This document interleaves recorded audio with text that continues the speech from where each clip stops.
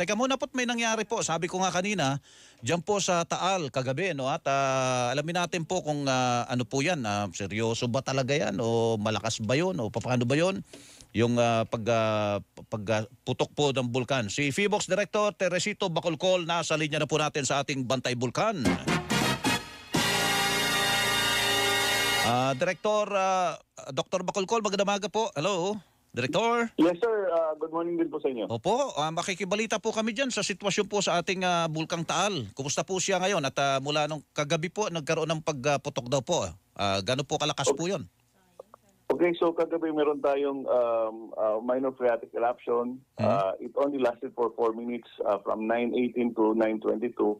And yung plume height umabot ng 1,500 meters and it drifted towards the northeast. And after that, hindi naman ito nasundan pa.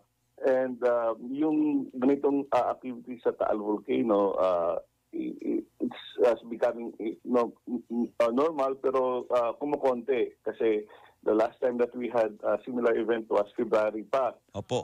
We had 3 events last February and but if you compare this with last year, halos buwan-buwan, meron tayong ganitong activity. So, yung ganitong activity sa Taal Volcano, phreatic eruption, and this is not unusual anymore kasi po, when we say phreatic eruption, this is water coming into contact with hot volcanic materials.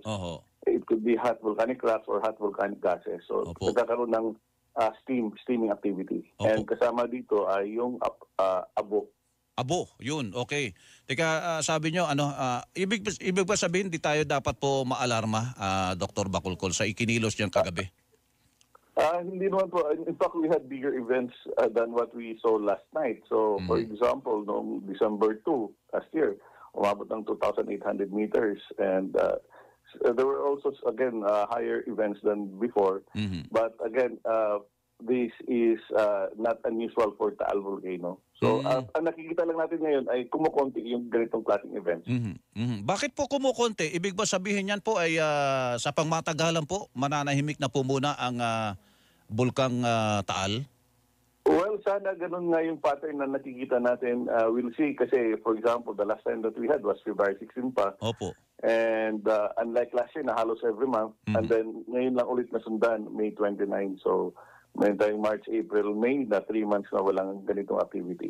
Pagkatapos, so baka eventually in the long run ay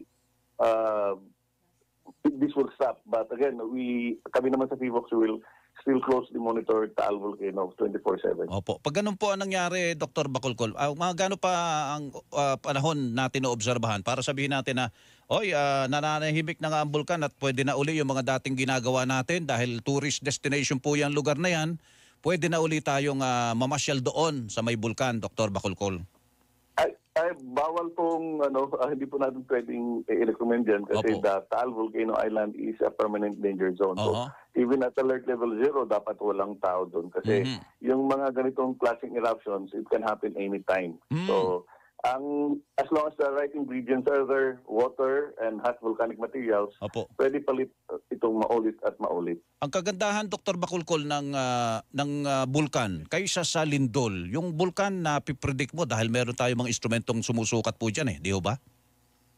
Pero kapag phreatic eruptions po, again, this can occur without warning. Katulad ng nangyari kagabi. Kasi for as long as you have the right ingredients, water and hot volcanic materials, pwedeng mangyari yan anytime without warning. Kaya po meron tayong, that's the reason why we institute this permanent danger zone. Kasi nga po, para maiwasan yung magkakaroon ng aksidente dahil biglang naputukan ng nagkaroon ng phreatic eruption and naputukan yung tao. Opo, mabilisan po yan Hindi karaka-raka, makakapag-evacuate ka pag ganyan po nangyayari, di ba, Dr. Bacolcol? Yes, that's right. Opo. So ngayon po, kanina nabanggit niyo yung may mga abuyata po na ibinuga po. Hanggang ngayon po ba nararamdaman pa ho yun? Wala na kasi again, it only lasted for 4 minutes but wala rin tayong nakukuha information, mga barangays na nag-report na dumating sa kanila yung abo. So most likely, nasa Taal Volcano Island lamang yung abo. Opo, opo. Okay, sige po. So, yun lang pala naman. So, minor phreatic eruption pala ang nangyari po, Doktor. At pwedeng dumalang ng dumalang yan sa mga darating na panahon. Ano po, Doktor? Yes, so sana nga ganun nga po. But again, Oho. again, yung ganitong classic eruption, it can happen anytime. Opo, sige po. Maghanda lang po tayo. Direktor, salamat po sa panahon at sa paliwanag. Magandang umaga po sa inyo. Magandang umaga din po sa inyo. Opo, si Dr. Teresito Bacolcol, mga kapuso, Director ng Philippine Institute of Volcanology and Seismology.